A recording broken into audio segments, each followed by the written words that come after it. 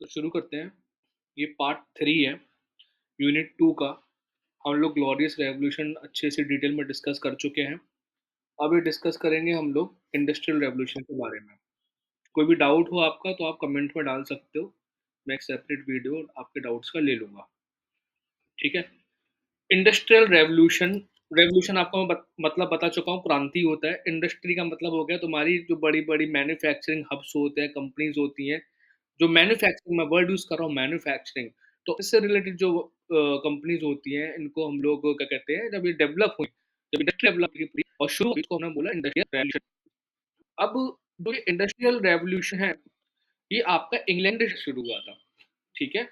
आपको पहला पॉइंट क्या याद रखना है कि ये इंग्लैंड से शुरू हुआ था। ठीक है? अब इंग्लैंड में कब शुरू हुआ था, उसकी मतलब प्रिसाइज़ डेट क्या है, तो कोई उसकी प्रिसाइज़ डेट नहीं बता सकता। ठीक है? कोई भी प्रिसाइज़ डेट नहीं बता सकता। एक एक हैपनिंग है, जब कल्चरल चेंजेस आ रहे थे, इनोवेशन होने लगा, नई-नई चीज़ें इन्वेंट होने लगी, तब आपका ये इंडस्ट्रियल रेवोल्यूशन फिर आ जाता है।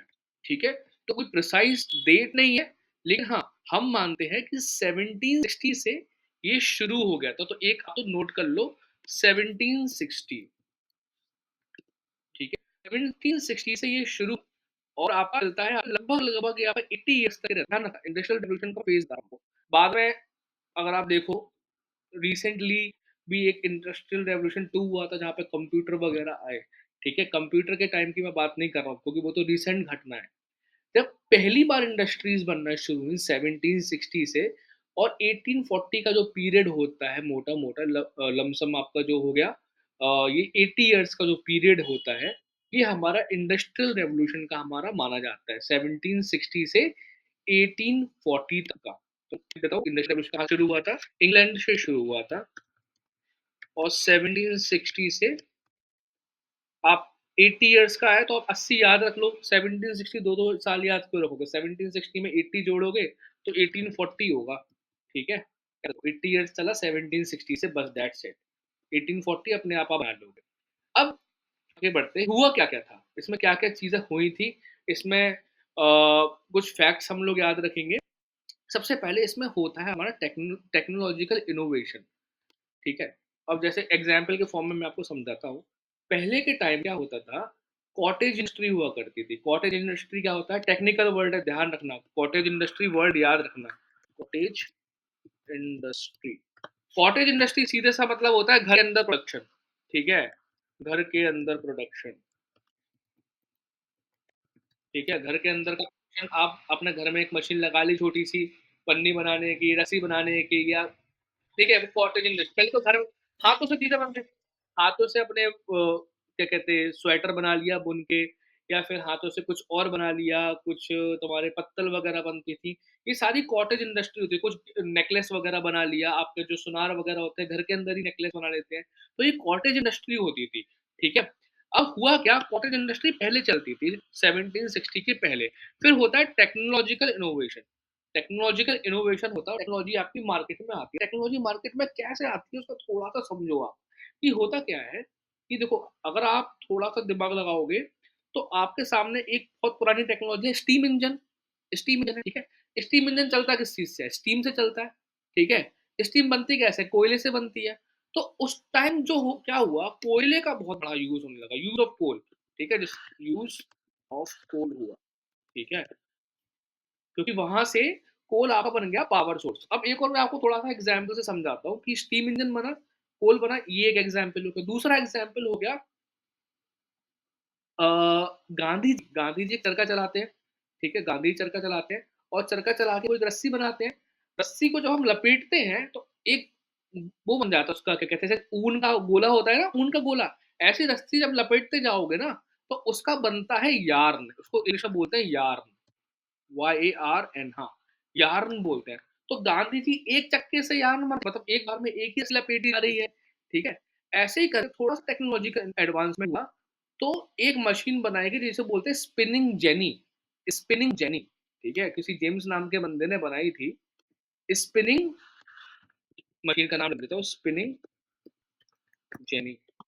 ठीक है? अब गांधी जी जो चरखा चलाते थे, उसमें एक बार में एक ही यार्न बनता था। मतलब एक रस्सी बनती जा रही है, और एक लपेटते जा रहा था, और एक बार में एक यार्न बन गया। स्पिनिंग जेनी में क्या हुआ, बंदे ने अपना दिमाग लगाया और टेक्नोलॉजी का आविष्कार किया छोटी सी, पहले तो हाथ से ही चल रहा है ना यार जो मशीन है, उसमें क्या कीजिए मल्टीपल मल्टीपल यार्न एक बार में तैयार होने लगे, मतलब रस्सी एक एक रस्सी एक बार में बनने की जगह मल्टीपल रस्सी एक जगह यार्न में बनने लगे, मल्टीपल यार्न बनने लगे। लेकिन स्पिनिंग जेनी में क्या समस्या अभी भी थी कि रस्सी की जो स्ट्रेंथ थी वो कमजोर थी। ठीक है, रस्सी की स्ट्रेंथ कमजोर थी। किसी जेम्स नाम के बंदे ने बनाया था, नाम अगर आपको याद रखना हो तो रखो, नहीं रखो तो इतना वो नहीं है। ठीक है, अब क्योंकि रस्सी कमजोर थी, उसमें स्ट्रेंथ नहीं थी, तो एक और दूसरा बंदा है, उसने अपना दिमाग लगा के एक और मशीन में थोड़ा सा इनोवेशन कर दिया, उसको बोलते हैं water frame machine. Water frame machine से वाटर फ्रेम मशीन से ये याद बनाने लगे। ये वाटर फ्रेम मशीन से क्या होने लगा कि जो रस्सी की क्वालिटी थी उसमें स्ट्रेंथ बढ़ गई। ठीक है, और डेवलपमेंट आया, किसी बंदे ने और दिमाग लगाया और फिर बना पावर लूम।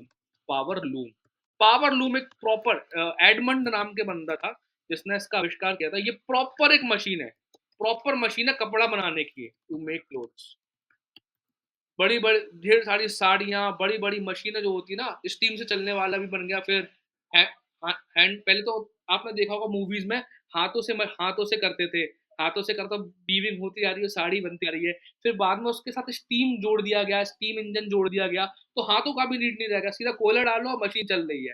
ठीक है, तो पावर लूम्स बोलते हैं कि जो आपके कोयला डाला और मशीन चल रही है, पूरा का पूरा आपका एक प्रोडक्शन होता जा रहा है। ठीक है, ये पावर लूम्स हो गया, ये बड़ी-बड़ी स्टीम कोयले से चलने वाली जब मशीन आई, तब एक सिस्टम डेवलप हुआ जिसे हम बोलते हैं फैक्ट्री सिस्टम। फैक्ट्री सिस्टम, अब फैक्ट्री क्या है? जैसे फॉर एग्जांपल, जैसे जैसे नमकीन है, ठीक है? नमकीन हर घर में बनाया जा रहा है थोड़ा-थोड़ा, थोड़ा-थोड़ा। उस थोड़े-थोड़े नमकीन को कलेक्ट किया, एक ब्रांड बना दिया और फिर बेच दिया, ठीक है? एक ये हो गया, इसको बोले कॉटेज इंडस्ट्री, क्योंकि घर के अंदर नमकीन बन रहा है।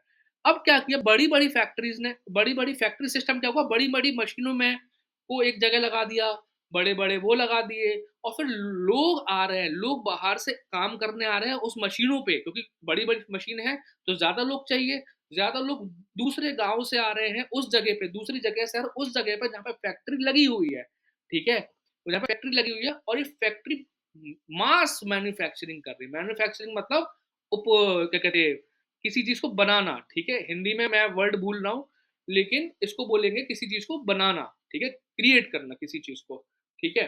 तो लोग एक जगह पर आए, इकट्ठा हुए और फैक्ट्री में काम किया और बड़ी अमाउंट में मैन्युफैक्चर किया और मैन्युफैक्चर करके उसको सेल आउट के लिए भेजा। अब देखो, फैक्ट्री ऐसी जगह पे लगाई जाएगी जहाँ पे रॉ मटेरियल आसानी से अवेलेबल हो, क्योंकि उस फैक्ट्री को कुछ ना कुछ माल चाहिए पड़ेगा ना, जिस पे वो काम कर सके। ठीक है, तो वो उसी जगह पे उसी उसी चीज पर काम कर पाएगी ना जहाँ पे रॉ मटेरियल आराम से मिल सके। तो बड़े बड़े शहरों में ना, मतलब बड़े बड़े शहर, मतलब आप सोचो बड़े शहर, तो मैं कंसेप्ट अभी नहीं दे रहा हूँ।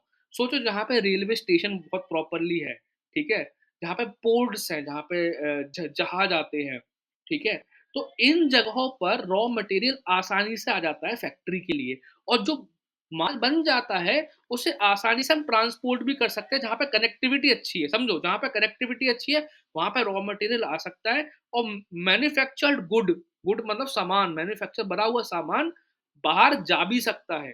तो फैक्ट्री ऐसी जगह पे लगाई जाती थी जहाँ पे कनेक्टिविटी अच्छी है रॉ मटेरियल की, और उसको बाहर मैन्युफैक्चर्ड प्रोडक्ट्स को बाहर बेचने की, तो फैक्ट्री वहां पर आ गई। अब बाहर से जब लोग आए, बस ये फैक्ट्री में काम किया, तो उसके आसपास एक बड़ा सा शहर बन गया, एक प्रॉपर बड़ा शहर बन गया। इस चीज को हम लोग बोलते हैं अर्बनाइजेशन। अर्बनाइजेशन, अर्बनाइजेशन, अर्बनाइजेशन में क्या हुआ कि रूरल रूरल मतलब गांव, पिछड़ा देश की वो जनता आई और एक बड़े शहर में रही और अपना काम किया। आगे पढ़ेंगे लेक्चर में, सेकंड लेक्चर, फोर्थ लेक्चर में।